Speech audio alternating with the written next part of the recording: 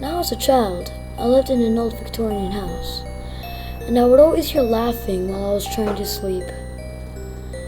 I was only a child with a single mother, and when I was about 5 to 6, I would wake up hearing laughter in the hallway in the middle of the night.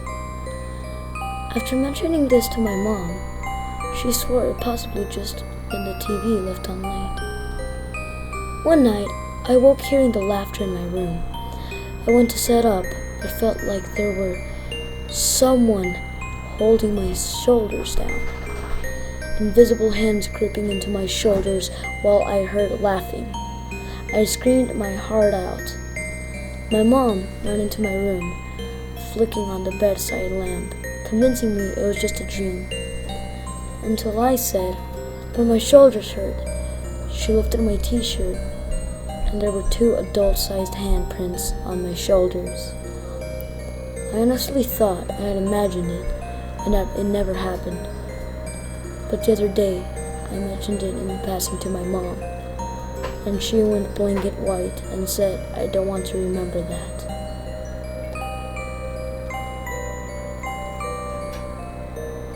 This isn't my story, so it takes away from the horror factor a bit, but it's from a good friend that I know doesn't make shit up. The story happens when he was about 8. He was playing hide and seek, and his friends at his house. It was late, probably about 10ish. It's my friend's turn to find his friend. He's looking everywhere around the house, but he can't seem to find him anywhere. He eventually decides he must be hiding outside, so he leaves the house to find him. He starts searching around some bushes when he hears his friend's voice coming from a dark corner, maybe 20 feet away. The voice calls for him to come over. He didn't, but he was already spooked out enough being outside in the pitch black. I found yelled back, "No, you come over here." That's when he said, "It's really starting to get spooky." He told me the voice that sounded just like his friend kept insisting that he come over to the dark corner. My friend kept saying no over and over again. At this point, he said the voice suddenly changed to dark, horrible sounding voice demanding he come over. At this point, he ran back inside, only to see his friend in the living room.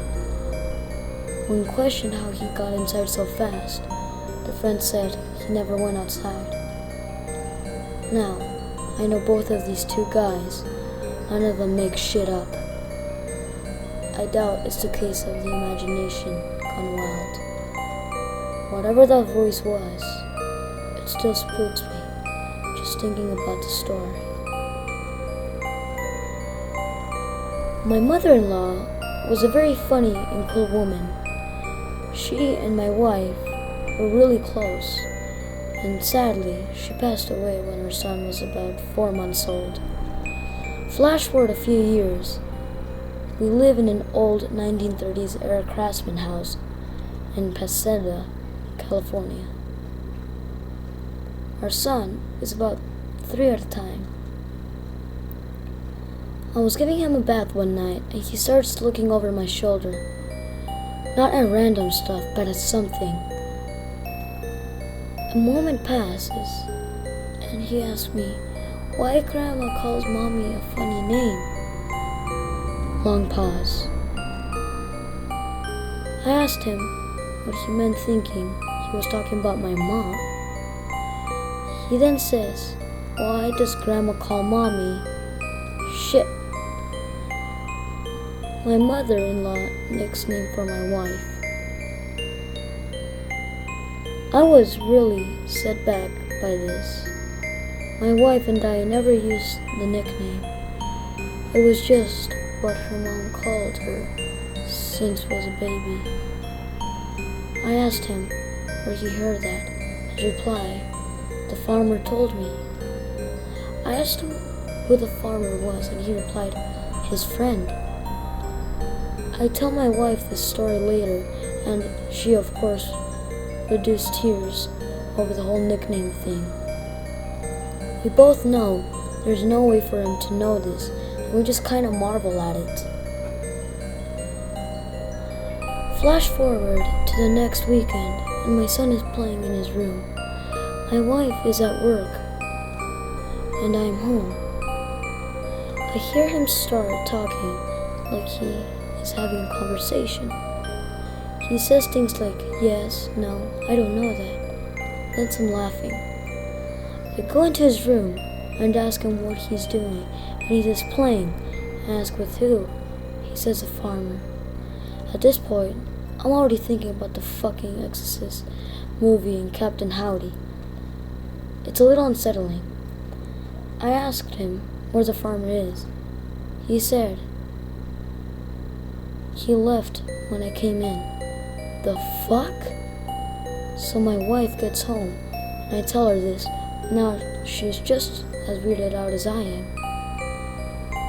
We have no idea what a figure if happens while doing something. A few days later, in the middle of the night, we both overhear our son playing the following. Grandma says, you and I can't be friends anymore. Wife and I go check on him, both of us a little freaked. He's just sitting up in bed. I ask if he's okay. She says, yeah. Grandma says I can't live with the farmer anymore. He never once mentioned the farmer again. Not ever. He's 13 now and doesn't remember any of it. We do though.